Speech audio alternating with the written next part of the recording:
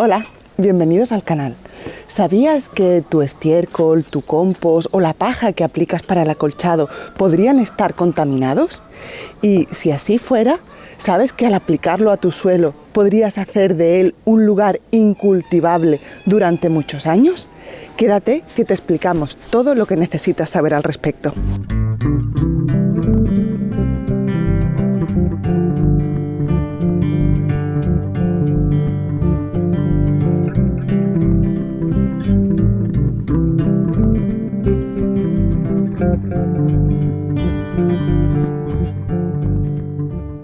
Durante los últimos 20 años se han dado muchos casos de agricultores que han contaminado su suelo aplicando compost, estiércol o paja contaminada de ciertos herbicidas que son muy persistentes en el suelo. De darse este problema es muy grave, porque estos herbicidas, al ser tan persistentes en el suelo, no solo es que duren muchos años, sino que matan muchísimas de nuestras plantas. Muchos agricultores usan herbicida en sus cultivos y algunos de estos cultivos sirven de alimento para el ganado. Es cierto que algunos de estos herbicidas se degradan durante la digestión, pero hay otros que no, que persisten en el estiércol del animal, incluso aunque éste se composte. La molécula del herbicida se sigue encontrando. En este vídeo no vamos a hablar de todos los herbicidas. No vamos a hablar, por ejemplo, del glifosato, que es una patente de Monsanto, conocido con el nombre comercial de Roundup, y que se supone que es de corta duración, pero que en realidad queda fuertemente unido a las arcillas del suelo. Dicen que es muy seguro, pero es tan seguro que en algunos países está completamente prohibida. Incluso en algunas ciudades españolas se ha prohibido su uso en la vía pública después de comprobarse los efectos nocivos que puede tener, por ejemplo, sobre el desarrollo fetal. De estos herbicidas no vamos a hablar.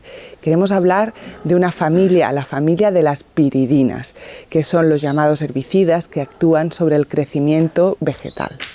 La familia de las piridinas incluye compuestos como el picloram, el aminociclopiraclor, la aminopirálida o la clorpirálida. Los agricultores conocen a este tipo de herbicidas como herbicidas de hoja ancha, ya que afectan a plantas como el diente de león, el trébol, las amapolas, el plantago y estos crecen normalmente, o donde los agricultores no quieren que crezca, es en cultivos de cereales, de heno o incluso en el césped.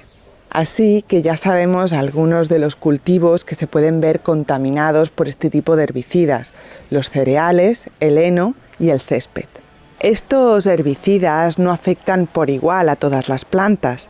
Entre los cultivos de nuestro huerto que se pueden ver más afectados estarían sobre todo las leguminosas, judías, guisantes, habas, las tomateras, las lechugas, las patatas, los rosales, las dalias, muchísimos como podéis ver. Esta es la lista que ofrece una de las empresas productoras de este tipo de herbicidas para prevenirnos de sus efectos. Pero en realidad no quiere decir que el resto de las plantas les sea inocuo. Además, nos advierten de que su efecto puede perdurar hasta 3 años, pero se conocen muchos casos en los cuales el efecto es de mucha mayor duración. Si nuestras plantas entran en contacto con estos herbicidas, pueden morir, aunque no es el efecto más habitual, sino que su crecimiento se va a ver gravemente afectado. Como es un tipo de herbicida que está diseñado para entrar dentro de la planta y circular por su sistema vascular, las zonas que vamos a ver más afectadas serán las puntas de las plantas, los lugares donde la planta sigue creciendo, las hojas nuevas.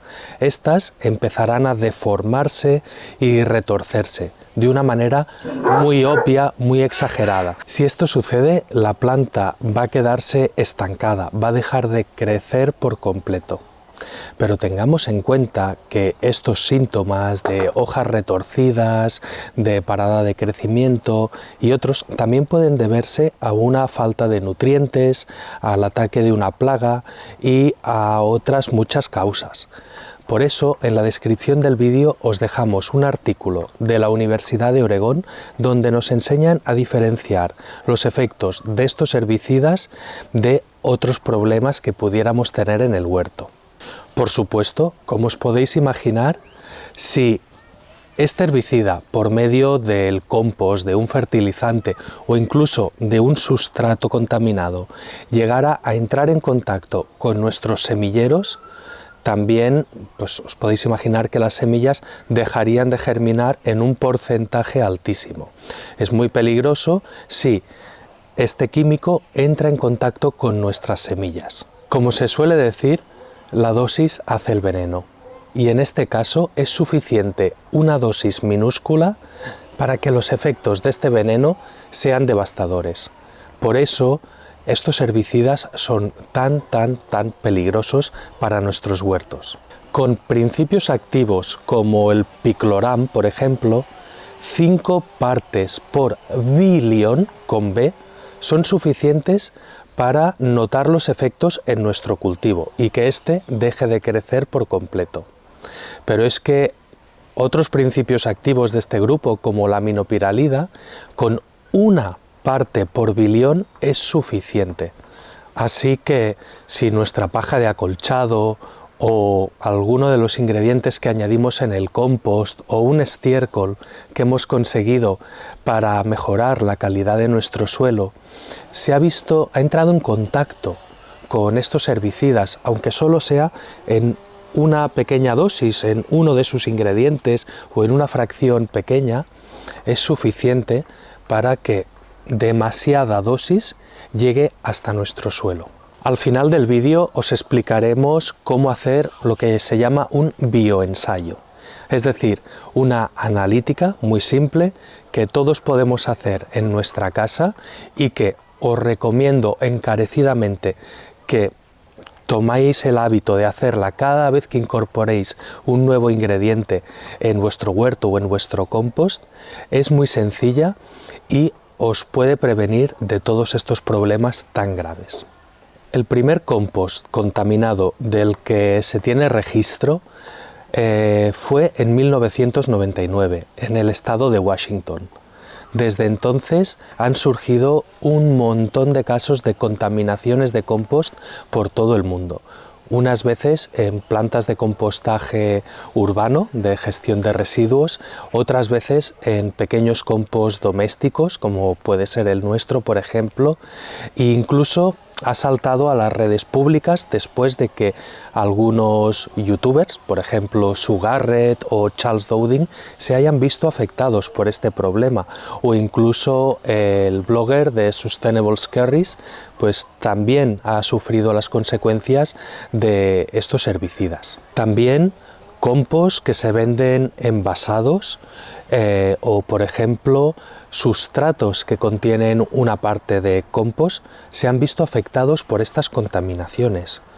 Y es que las analíticas de laboratorio que se puede hacer para detectar estos herbicidas son complicadas, son muy caras, no las puede hacer cualquier laboratorio y además el rango de detección, es decir, la dosis que detecta una analítica es bastante alta y las plantas son incluso más sensibles que muchos de los instrumentos de laboratorio para hacer las analíticas. También se han encontrado y se han retirado del mercado fertilizantes orgánicos, ecológicos, contaminados con estos herbicidas. Esto ha sucedido en Estados Unidos, en Alemania, en Polonia, en Noruega, en Suecia, en Reino Unido incluso, y bueno, se han retirado del mercado, pero muchos agricultores y muchos pequeños aficionados ya los habían usado y para ellos el problema ha persistido en el suelo durante muchos años. En unos casos, el origen de la contaminación de estos fertilizantes ha sido el uso de vinazas de remolacha, que es un subproducto que se da en la industria azucarera del azúcar de remolacha, que por ejemplo en Europa o en Estados Unidos es muy común. Y este es un ingrediente que se usa habitualmente para la elaboración de abonos orgánicos. Otras veces el foco de la contaminación ha sido el uso de estiércol de animales que han sido alimentados con heno o con paja que fue tratada con estos herbicidas. Muchos materiales que podemos escoger como un buen acolchado para nuestros huertos también son susceptibles de estar contaminados con estos venenos. Por ejemplo, la paja, que seguramente es el acolchado más habitual para los huertos domésticos, puede estar contaminada, pero también el heno, los forrajes o incluso los restos de césped cortado. No olvidemos que muchas veces para tener un césped en el que solo crezca una especie y que se vea como una alfombra verde, es necesario el uso de estos herbicidas, porque la naturaleza va a hacer que salgan más plantas en ese césped. Si solo hay una, es que algo están haciendo para mantener eso así, y generalmente son herbicidas. Como la dosis de herbicida necesaria para dañar a nuestros cultivos es tan y tan baja, simplemente la cantidad de estas sustancias que se desprenda del acolchado en un par de riegos, por el simple arrastre del agua, será suficiente para notar sus efectos. Aparte de testar aquello que añadamos al huerto con la analítica que os explicaremos a continuación, hay una serie de ingredientes orgánicos que los podemos usar con total seguridad y que no hace falta que hagamos ningún tipo de análisis, pues estos no son susceptibles para nada de estar contaminados con herbicidas. Es el caso, por ejemplo, de la alfalfa. Como es una leguminosa, pues es muy sensible al herbicida y nunca se va a cultivar en presencia de estas sustancias.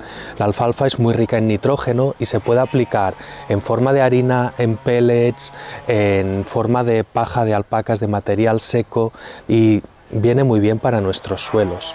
Otro ingrediente, por ejemplo, es la harina de sangre. Tampoco es susceptible de estar contaminada, o la harina de pescado, la harina de huesos, todas estas harinas son completamente seguras. La harina o el extracto de algas también son ingredientes completamente seguros a este nivel, y la corteza o las virutas que podemos utilizar para acolchar los caminos del huerto tampoco tendrán restos de piridinas. Todo esto da mucho miedo. Imagínate que de un día para otro todas las plantas de tu huerto se empiezan a morir. Tiene que ser terrible. Así que te preguntarás si esto es un problema muy habitual, si se da en muchos casos. Pues bien, teniendo en cuenta la cantidad de agricultores, pequeños horticultores domésticos, jardineros y aficionados que hay en el mundo, la cantidad de casos es relativamente baja. Pero hay que tomar estos datos con cierto escepticismo. En primer lugar, porque si alguien tiene este problema, es difícil que al final pueda diagnosticar el problema, es decir, que acabe determinando que lo que está haciendo morir a sus plantas es un tipo de herbicida. En segundo lugar, es raro que si acabas detectando este problema, informes a las autoridades o a las empresas productoras. También hay otros agricultores que ni siquiera se dan cuenta del problema, porque en el suelo donde han aplicado estos herbicidas siguen cultivando plantas que no se ven afectadas por ello, como podrían ser los cereales. Y el último motivo que tenemos para desconfiar de estas cifras es que son las mismas empresas productoras de herbicidas las que los publican. Independientemente de si este problema es más o menos habitual, sus efectos son tan devastadores que merece la pena prevenir. Y te preguntarás, ¿cómo? Pues te voy a enseñar una pequeña prueba casera muy sencilla para que puedas detectarlos y prevenir. Se trata simplemente de hacer un sencillo test de germinación. En primer lugar, Cogeremos 2 macetas y una la rellenaremos con un sustrato que nos haya dado buen resultado otras veces, que conozcamos que está libre de este tipo de sustancias. Esta maceta nos va a servir de testigo, nos sirve para comparar. En la segunda maceta vamos a poner la mitad de este sustrato conocido y la otra mitad con lo que queramos testar, ya sea un compost, estiércol o paja. En las 2 macetas vamos a sembrar la misma planta, una que sea especialmente sensible a este tipo de sustancias. Lo ideal serían las legumbres. Si estamos en invierno podrían ser habas o guisantes, o en verano judías. Es mucho mejor si las sembramos sin remojar primero. Después de sembrar, como siempre, regaremos. Y hay que tener en cuenta un detalle a la hora de regar, y es que estas macetas no compartan el platillo, porque si no podríamos contaminar el control. Para tener resultados más rápidos podemos poner estas macetas sobre una esterilla de estas que ya venden para calefactar semilleros. Si no tenemos o no podemos, las podemos meter dentro de casa y dejarlas cerca de un radiador o cualquier otra fuente de calor que podáis tener. A más alta temperatura irán más rápido. Una vez germinen no es suficiente, hay que esperar hasta que tengan unas cuantas hojas verdaderas para ver si están afectadas o no por este herbicida. Esta prueba, además de ser muy sencilla, es extremadamente eficiente. Mucho más que, como os contaba antes Alan, muchas pruebas de laboratorio, que además son carísimas. Aunque una fuente habitual de estiércol o compost os haya funcionado hasta el momento, es difícil tener la certeza de que esto va a seguir siendo así, la certeza de que esos animales no han cambiado su alimentación, por ejemplo. Así que está bien ir repitiendo esta prueba periódicamente, aunque no hayamos tenido ningún problema anteriormente. Aunque las pruebas que hemos hecho sobre paja, compost y estiércol para este vídeo nos han dado negativo, afortunadamente, y no hemos encontrado restos de este herbicida, queríamos enseñaros los efectos que pueden llegar a tener sobre nuestras plantas. Así que hemos comprado un herbicida que tiene clopiralida. En concreto se usa para césped.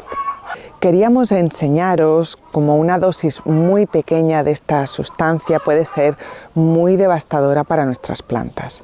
Así que hemos escogido una dosis, por ejemplo, de un compost ligeramente contaminado. Tan pequeña es esta dosis que para poderla coger y aplicar sobre nuestras plantas tenemos que usar una herramienta de precisión de laboratorio. Se trata de una micropipeta. Esta herramienta nos permite coger una milésima parte de un mililitro. Aunque en muchos compost analizados se encuentran dosis de entre 900 y 3000 microgramos de este tipo de sustancias, nosotros hemos decidido usar una dosis mucho menor, de unos 90 microgramos, que sería 10 veces menos.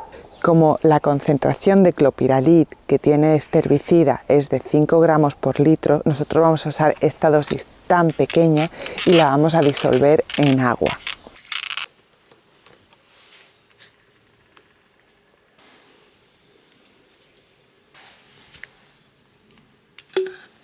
Luego regaremos nuestra maceta con ella y esperaremos para ver los resultados. Ahora, esta planta tiene la misma dosis de herbicida que podría tener si le hubiéramos aplicado un compost o un acolchado o un estiércol ligeramente contaminado. En unos días os enseño el resultado. Hola de nuevo. Las últimas imágenes que habéis visto cuando estábamos aplicando el herbicida en la maceta eran del domingo y hoy es miércoles. Es decir, han pasado 3 días y medio. Y fijaros cómo está esa planta. Como veis, el guisante está prácticamente muerto en solo 3 días y la dosis que le añadimos realmente fue mínima. Pusimos en concreto 18 microlitros. Para que os hagáis una idea, una gota de agua son más o menos unos 50 microlitros, es decir, menos de la mitad de una gota. Eso repartido por toda la maceta Calculamos primero el peso del sustrato, la cantidad de agua que podía absorber y en ella pusimos esa dosis de herbicida que sería como una contaminación leve de un compost, un fertilizante, un acolchado o algún material que pudiéramos añadir en el huerto. De todas formas, si un accidente así nos llegara a suceder en el huerto, ¿qué es lo que podríamos hacer? Bueno, me temo que muy poco. Podríamos retirar el sustrato, por mucho que nos duela y que no queramos voltear el suelo y demás.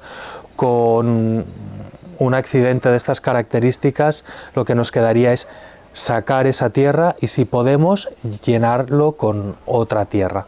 Esto es complicado y en la mayoría de ocasiones no puede hacerse.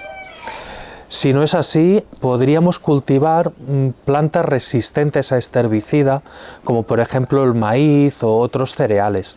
Para la huerta doméstica la verdad es que no hay muchos, y aun y así, si comiéramos de esos vegetales, estaríamos alimentándonos de los residuos de esos herbicidas. Aquí ya cada uno que valore si le compensa o no. También podríamos cultivar sin consumir esos vegetales. De esa forma sí que se iría poco a poco retirando el veneno del suelo. De todas formas, pensad que ni la tierra ni ningún material vegetal que haya crecido en un suelo contaminado debería tirarse al compost. Muchas veces los propios herbicidas de este tipo contienen una anotación en la etiqueta donde indica que los cultivos a los que se ha aplicado este producto, los restos de césped, los restos de cualquier material vegetal, no pueden destinarse al compost ni arrojarse a la fracción orgánica de las recogidas de residuos. De hecho, también quería aprovechar para comentar una cosa. Nosotros este bote de herbicida evidentemente no vamos a usarlo para nada más. Ya suficiente nos ha costado comprarlo y dar dinero a este tipo de industrias que generan estos productos, pero bueno, queríamos compartirlo con vosotros y nos parece que merecía la pena. Ahora que ya hemos hecho el experimento, lo que vamos a hacer va a ser llevarlo a un punto de reciclaje. Y esto es muy importante. Cualquier producto fitosanitario que tengáis, que esté caducado, que os hayáis encontrado en un lugar, por favor, no lo tiréis a la basura. Estos productos pueden suponer un grave riesgo de contaminación y deben reciclarse adecuadamente. En todas las ciudades, pueblos, vais a encontrar centros de reciclaje donde los van a aceptar y los tratarán debidamente. Y si no, podéis preguntar en cualquier tienda de fitosanitarios, ellos os informarán. Y hablando de tiendas donde se compran este tipo de productos, simplemente decir que en España, por ejemplo, la mayoría de estos productos no vais a poder comprarlos a no ser que tengáis un carné de aplicador de productos fitosanitarios. O al menos eso sucede en teoría.